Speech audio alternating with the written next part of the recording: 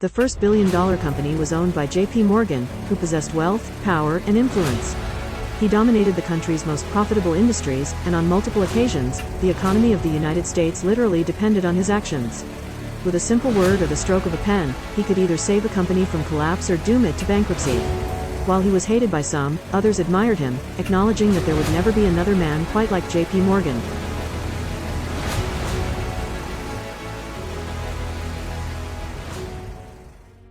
This is the story of his life.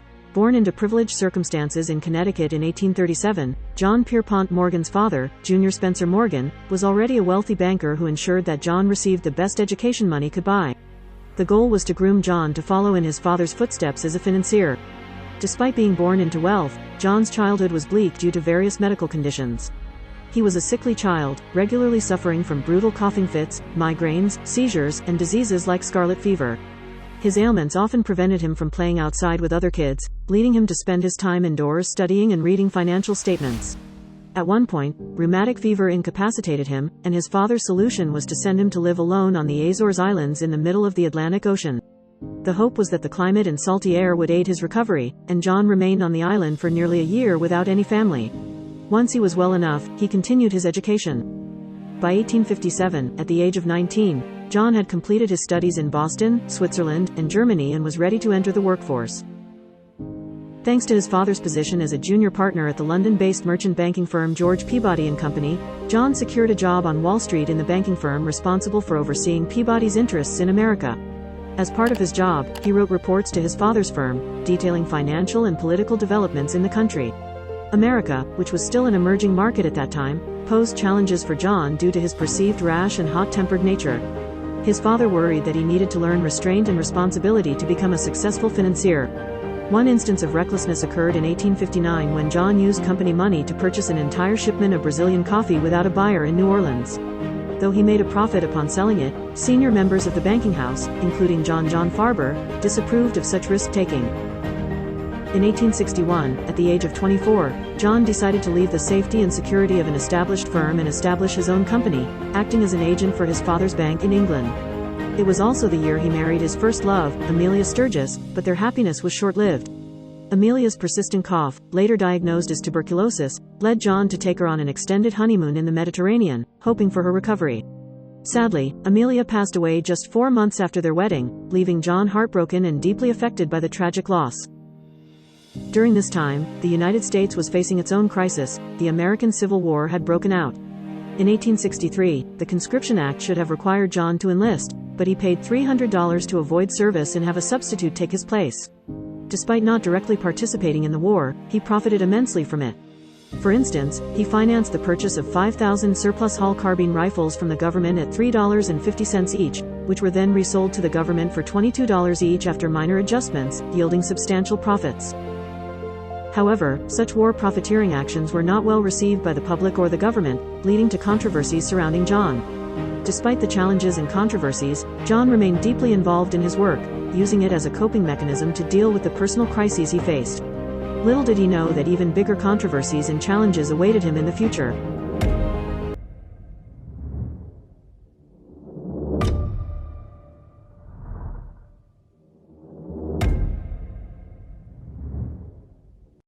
In 1871, John recognized a golden opportunity to collaborate with one of the leading financiers in the country, Anthony Drexel, and together, they founded the Drexel, Morgan & Company, a private merchant banking house.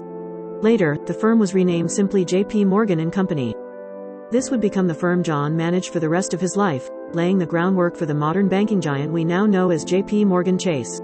During the early stages of his career, John primarily acted as a facilitator, connecting wealthy investors and visionaries, earning profits through these deals. However, as his personal fortune and reputation grew, he gained the capacity to finance numerous projects independently. Notably, John's first major investment focus was on the American railroad system. While other major industries were dominated by single magnates like Carnegie and Steel and Rockefeller in oil, the railroad industry presented a different landscape. Numerous competing companies offered similar routes, leading to price wars in their attempts to attract customers. John, with his unique perspective, saw potential in consolidation rather than fierce competition. He believed that merging railroads together would be more advantageous, recognizing the benefits of economies of scale that could be achieved through larger and unified conglomerates. With this vision, John aimed to turn multiple smaller companies into a single, powerful entity. The strategy of consolidation that John implemented in the railroad industry proved remarkably successful.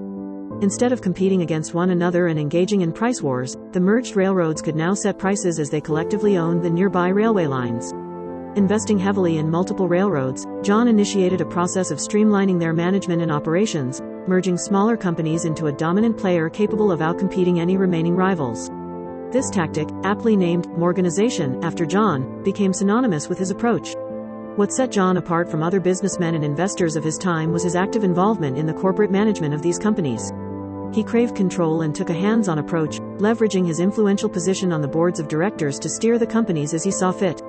He reshuffled leadership positions within various railway companies to suit his preferences and assembled them into monopolies, with himself at the helm. When railroads sought his help, he would demand full control before offering his assistance. This not only satisfied John's thirst for power but also brought stability to the industry, attracting even more investments, particularly from Europe. As a result, money flowed into U.S. railway companies, viewing them as more consolidated and stable thanks to John's efforts, which further enriched him. John's ambitions knew no bounds. He continually sought to surpass his previous achievements and expand his influence. For instance, he acquired 250,000 shares of stock from William Vanderbilt's New York Central Railroad, one of the most prominent railways in the country. The following year, he executed the largest transaction in U.S. railroad bonds, underwriting the sale of $40 million in bonds to finance the completion of the Northern Pacific Railroad. John's acquisitions eventually led to him owning one-third of all railways in America at a time when 60% of the country's stock market capitalization was tied to railroad companies.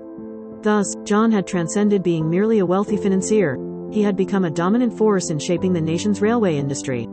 John's involvement in shaping and consolidating railroad conglomerates significantly expanded his power and wealth, further solidifying his reputation as a formidable industry titan. However, his intimidating appearance added to his commanding presence. John suffered from rosacea, a skin condition that inflamed and ruptured blood vessels in his nose, resulting in a disfigured and reddened appearance. Additionally, rhinophima caused his nose to be larger and covered in pimples, making him self-conscious about his looks. When portraits were taken of him, he would request retouching to make his nose appear more normal, which is why it may not be as noticeable in some pictures. Combining his startling facial features with his towering height and forceful manner of speaking, John presented an intimidating demeanor. In 1901, John faced a formidable opponent in President Theodore Roosevelt. John had just consolidated his Northern Pacific Railroad with two other railways, forming the massive Northern Securities Corporation, benefiting from his close relationship with then-President William McKinley. However, when McKinley was assassinated, Roosevelt, with a different perspective on monopolistic practices, took a strong stance against John's actions. Roosevelt ordered the Justice Department to file a lawsuit against the company for violating the Sherman Antitrust Act of 1890. Although John fought the case in court, the company was ultimately broken up. This marked the beginning of a tense relationship between John and Roosevelt. John even expressed his animosity, once remarking that he hoped the first lion Roosevelt encountered in Africa would do his duty.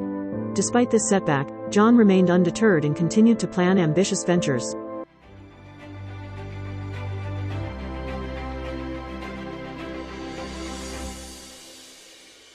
During Carnegie Steel's peak dominance of the steel industry, Andrew Carnegie, the owner, decided to retire and sell his company. John played a pivotal role in this historic transaction. He encouraged Carnegie to name his price, and despite it being an astonishing $480 million, which would become the largest business deal in history, John agreed on the spot. In fact, he admitted he would have paid even more for the acquisition. In 1901, John finalized the landmark purchase and proceeded with his ambitious plan. He merged Carnegie Steel with Federal Steel Company and several other businesses to form U.S. Steel, the world's first billion-dollar corporation, with a market capitalization of $1.4 billion. To put this in perspective, all manufacturing in the country combined was capitalized at $9 billion. This deal granted John control over approximately two-thirds of American steel production, cementing his dominance in two of the largest industries of the time, steel and railroads. John's influence extended beyond the steel industry. He provided financial support for Thomas Edison's early experiments with electricity and played a key role in merging Edison Electric with its competitors, leading to the creation of General Electric. John's exceptional talent for combining companies and transforming them into unstoppable giants was unrivaled. Despite his remarkable success, a crisis was on the horizon, and John would soon face significant challenges.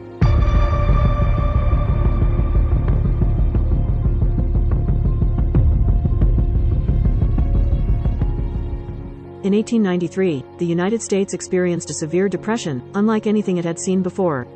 After decades of unchecked growth and investments, the bubble burst, plunging the American economy into chaos. Stocks plummeted, losing nearly half of their value, and numerous businesses closed permanently. Hundreds of banks went bankrupt, leading to skyrocketing unemployment rates nationwide. Foreign investors were frightened off and cashed in their American bonds for gold, gradually depleting the U.S.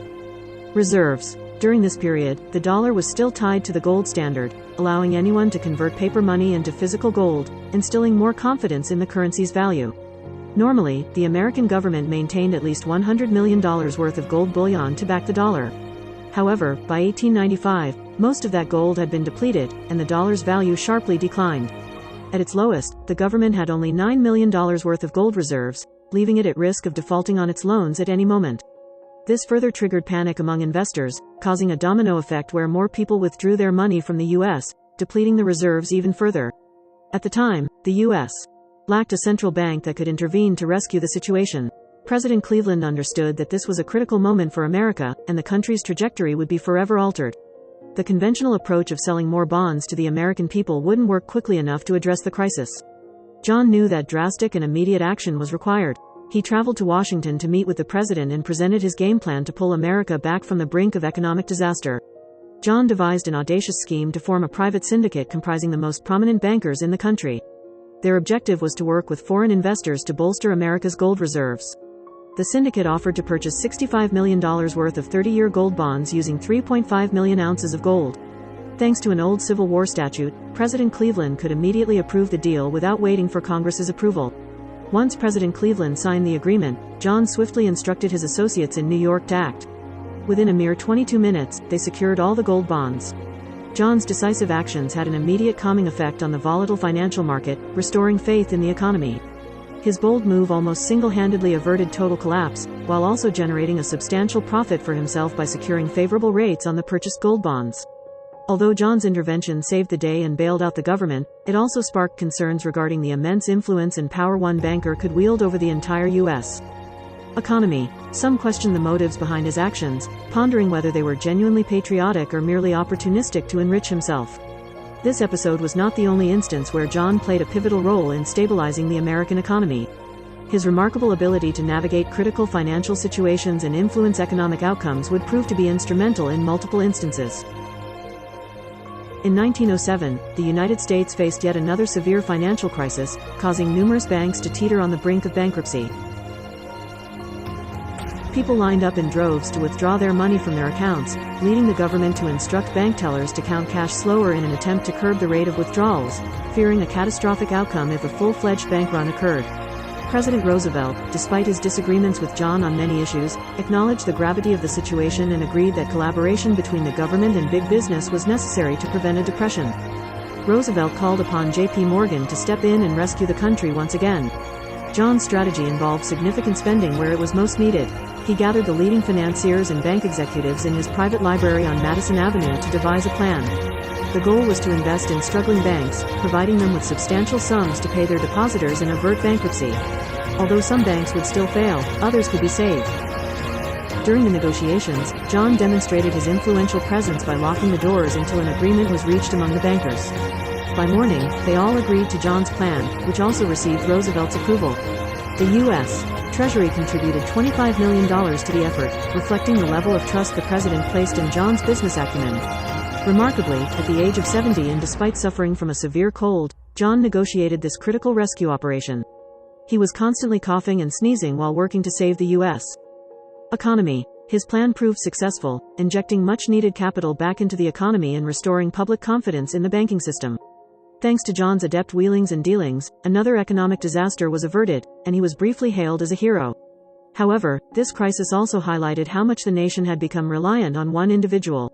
People began to realize the dangers of such dependence on a single man. Changes were needed to ensure the stability and resilience of the country's financial system moving forward.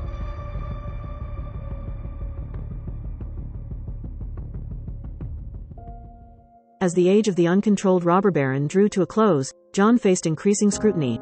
The American public grew wary of a handful of businessmen wielding immense power and influence without checks. Summoned to testify before the Pujo Committee, John was at the forefront of their investigation into the extent of Wall Street's money trust and its impact on the American economy. Despite his financial success, John's mental state began to deteriorate, experiencing multiple nervous breakdowns and struggling to cope with the negative portrayal of him in the media. Ironically, John was scheduled to board the Titanic for its maiden voyage but cancelled at the last moment due to health issues. The Pujo Committee's hearings set the stage for the establishment of the Federal Reserve, recognizing the need for a more comprehensive and structured approach to managing the economy, rather than relying solely on a few ultra-rich and powerful individuals. Sadly, John did not live to witness the consequences of the investigation. On March 31, 1913, the 75-year-old financier passed away while on vacation in Rome. His son took over the business and continued its expansion. Over the years, the bank underwent numerous acquisitions and mergers, a trend that John himself would have taken pride in. One of the most significant mergers took place in the year 2000 when J.P.